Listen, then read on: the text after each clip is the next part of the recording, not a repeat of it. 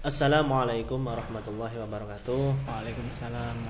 Berjumpa lagi dengan kami dalam acara podcast Ramadan MTS Miftahul Ulum 2 dengan saya sebagai host Abdul Razak, dan telah hadir di tengah-tengah kita narasumber Bapak Muhammad Ismail ya. Selamat datang Bapak Muhammad Ismail di acara podcast Ramadan MTS Miftahul Ulum 2.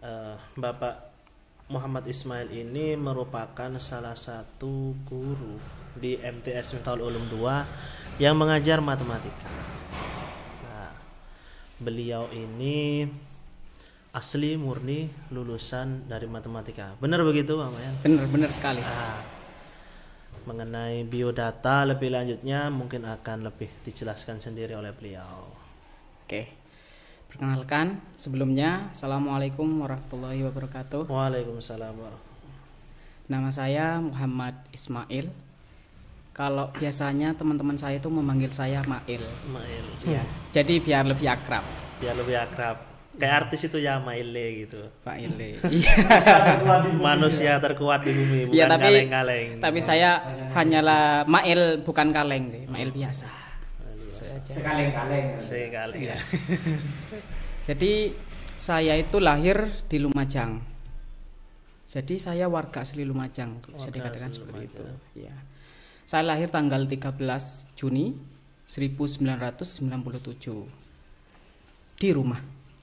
Di rumah lahir. Bukan di rumah sakit atau bukan, di bidan itu ya. Bukan, karena dulu itu ibu saya waktu mengandung saya itu tiba-tiba waktu setelah pulang belanja sakitnya perutnya itu langsung sakit katanya gitu. Ceritanya seperti itu. Jadi itu langsung mau keluar katanya. Jadi karena dulu itu tenaga medis kan masih kurang. Jadi masyarakat di desa saya itu masih percaya sama dukun bayi. Jadi langsung manggil dukun bayi, sama satu saudara saya itu manggil Bu Bidan di sana gitu.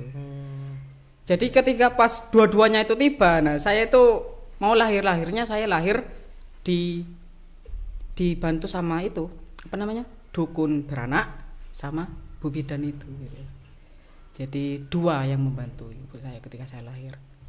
Nah, singkat cerita saya lahir ya kan. Setelah itu saya sekolahnya itu di MI di desa saya Selok Besuki. Kemudian MTS-nya di MTS Negeri 1 Lumajang sekarang. Dulu cuman MTS Negeri Lumajang, cuma sekarang sudah berubah. Kemudian melanjutkan di Madrasah Aliyah Negeri Lumajang. Dan kuliahnya ini. Nah, itu di STKIP PGRI Lumajang. STKIP itu bukan sekolah tidak kok ijazah punya, bukan ya. Bukan seperti itu STKIP itu. Tapi Sekolah Tinggi Ilmu Keguruan. Nah, di sana itu ada dua jurusan, ada matematika dan juga ada ekonomi. Saya mengambil matematikanya. Matematika ya. Iya. Oh iya. Kok bisa mengambil matematika? Apa pelajaran matematika ini sungguh mengasihkan atau tidak, Pak? Nah, saya juga pada awalnya ya nggak ngira gitu loh. Kenapa saya kok bisa masuk matematika? Padahal dulu itu saya dikategorikan bukan yang super paham dalam matematika, cuma murid yang biasa aja dalam matematika.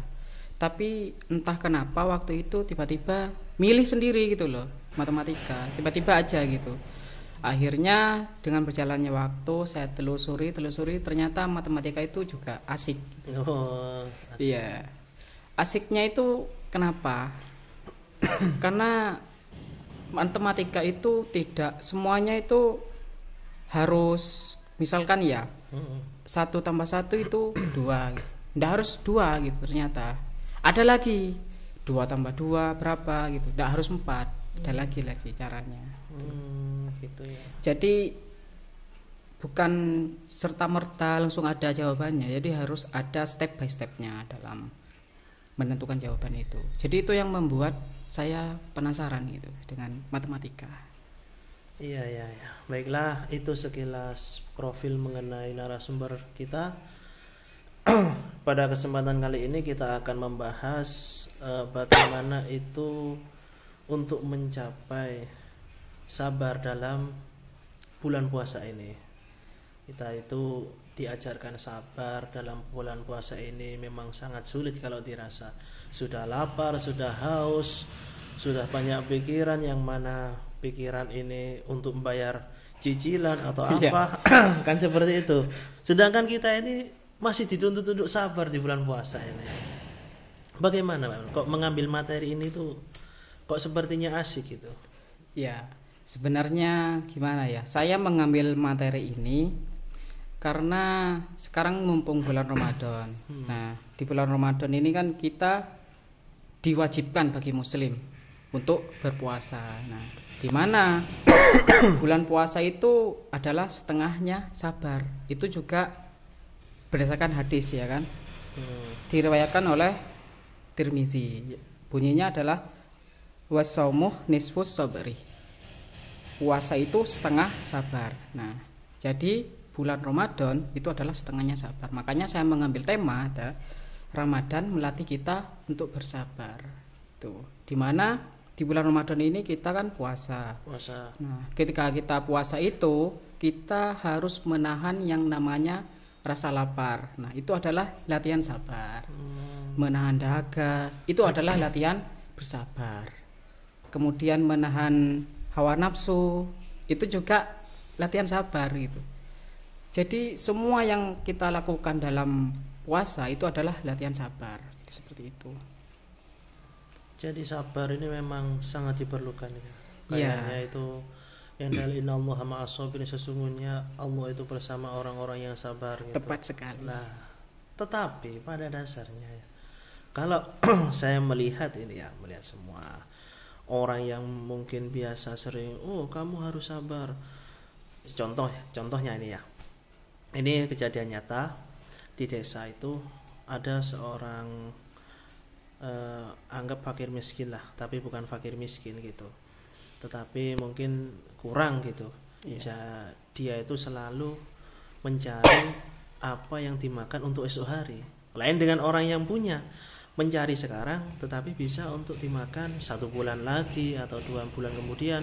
Lain dengan orang yang mencari sekarang dipakai untuk besok mencari lagi dipakai untuk lusa lah. Terus tiba-tiba dia itu konsultasi kepada orangnya punya. Dia itu memang dikatakan ahli agama ya ahli agama, tetapi dikatakan kaya ya kaya.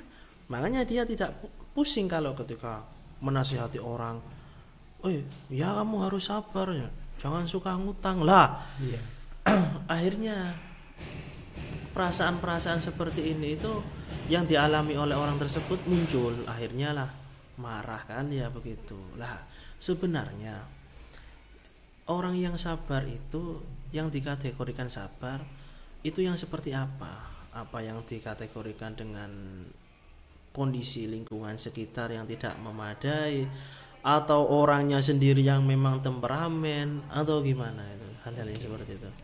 Jadi sebenarnya begini ya Pak Razak ya. Iya. Ciri-ciri orang yang sabar. Nah, saya akan menyebutkan beberapa saja. Iya. Yang pertama adalah senantiasa mengalah demi kebaikan. Nah, jadi orang yang sabar itu cenderung mengalah ketika berhadapan dengan orang lain. Misal orang yang sabar itu berbeda pendapat dengan orang lain. Nah, orang yang sabar itu pasti dia akan mengalah demi kebaikan bersama gitu. Jadi dia tidak akan berdebat ataupun ngeyel tentang pendapatnya. Jadi orang yang sabar itu pasti mengalah. Tuh. Yang kedua, mudah memaafkan. Jadi ciri-ciri yang kedua ini itu orang sabar itu mudah memaafkan. Jadi orang sabar itu pasti tahu aja cara bagaimana dia bisa memaafkan orang lain gitu. Kenapa? Karena orang sabar itu memiliki pola pikir yang lebih dewasa dan tidak emosional biasanya. Nah, oleh karena itu dia bisa memaafkan orang lain dengan mudah. Yang ketiga, rasional dalam bertindak. Ya.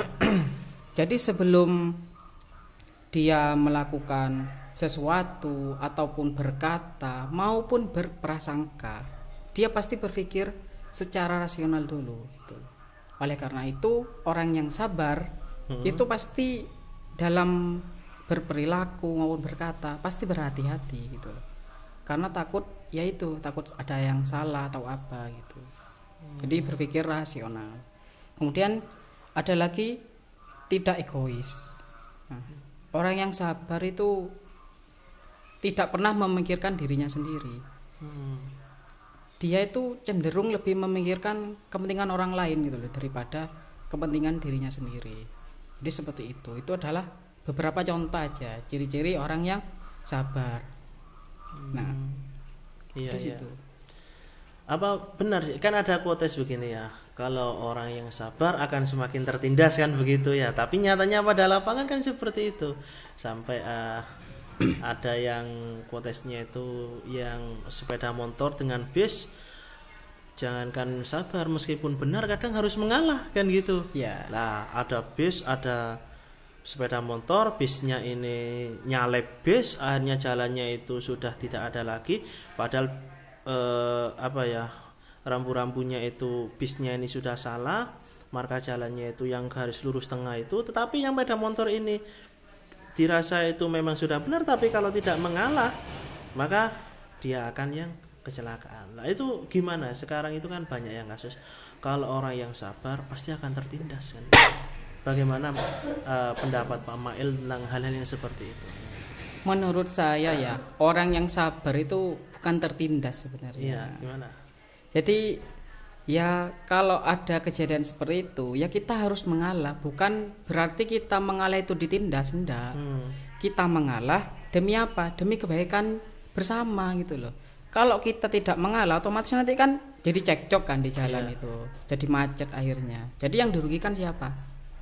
Kan banyak orang lain kan. Orang lain. Nah, sedangkan ciri-ciri orang sabar tadi adalah tidak egois. Ya kan? Dia tidak mementingkan dirinya sendiri. Makanya dia ya pasti ngalah, bukan berarti dia ditindas itu loh dalam artian. Jadi tidak. Dia mengalah hanya demi kebaikan bersama. Biar jalannya itu tetap lancar gitu.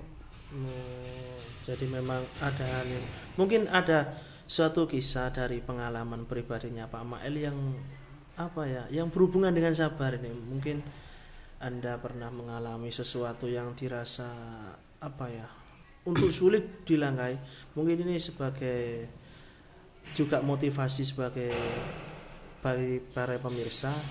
Jadi agar supaya mereka itu tidak punya pikiran bahwasanya ini loh, apa yang saya alami ini orang lain tidak akan mengalami kayak seperti itu. Mungkin ada kisah di balik itu semua. Ya, kalau kisah setragis kayak gitu sih ya saya ada. Cuma yang mau saya contohkan ini hanyalah kayak kisah-kisah yang memang benar saya alami di kehidupan sehari-hari saya gitu loh. Dan saya yakin juga tidak semua orang ini mengalami hal ini. Iya. Mungkin bisa diceritakan biar bisa jadi motivasi bagi para pemirsa, biar hidupnya tidak merasa saya ini yang paling susah, saya ini yang paling sulit untuk menghadapi. Tidak ada masalah yang seberat masalah yang saya hadapi ya. Mungkin seperti itu. Contohnya saja ya, salah satu contoh ya. Salah satu contoh. Ketika saya mengajar misalkan. Nah, kita kan harus sabar itu menghadapi siswa dan siswi kita, ya kan? Kita harus sabar. Ketika kita mulai pelajaran, nah ada anak yang malas-malasan. Bahkan tidak jarang loh ya. Saya menemukan siswa-siswi itu ada yang tidur gitu loh. 1, 2 ada yang tidur. Nah, kita kan sebagai guru yang harus bersabar kan dalam mengajari mereka. Jadi ya kita tidak boleh emosi gitu, tidak emosi. Jadi kita harus memakai sudut pandang yang lain gitu. Jadi kenapa anak itu kok malas-malasan? Ya, kenapa kok tidur gitu. Jadi kita harus menanyakan dulu kepada siswa itu, kenapa, sebabnya apa gitu. Ada lagi ketika saya sudah menerangkan misalkan saya terangkan bla bla bla bla panjang, setelah itu saya kasih tugas, mereka bilang enggak paham. Nah, bagaimana perasaannya setelah menerangkan begitu panjang? mangkel sebenarnya. Tapi kan kita kan Mangkel. harus sabar gitu. Harus sabar, Iya, ya. kita harus sabar. Namanya kan pemahaman seseorang itu kan beda-beda.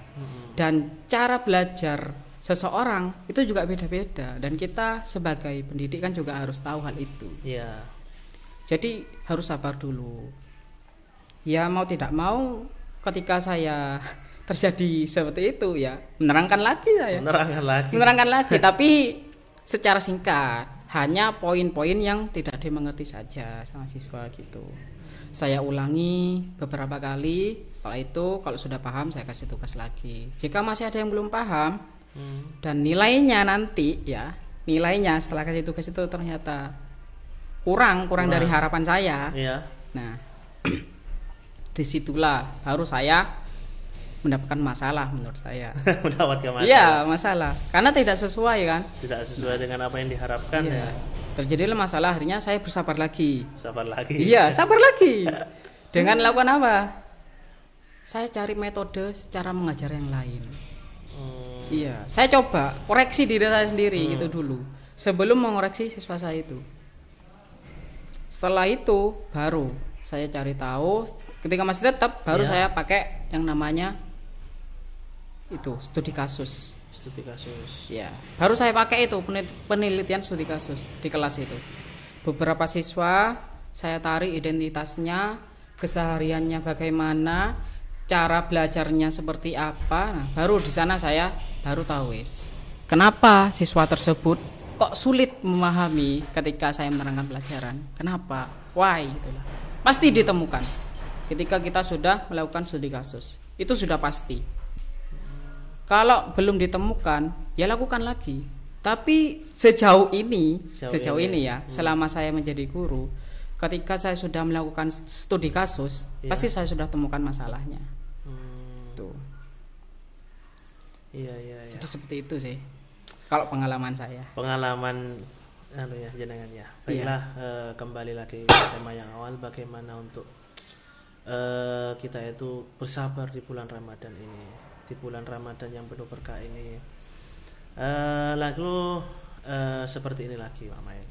Kasus yang terjadi itu seorang anak itu kebanyakan sekarang itu mereka itu tidak berpuasa tetapi ikut berbuka lah kan begitu ya.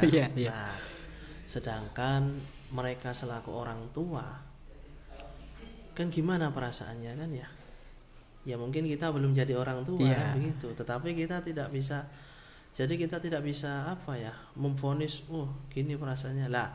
Kalau istilahnya, kalau biasanya saya menerangkan itu, kalau saya belum pernah sampai ke Jember, saya tidak akan pernah menerangkan bagaimana itu Jember lah seperti itu.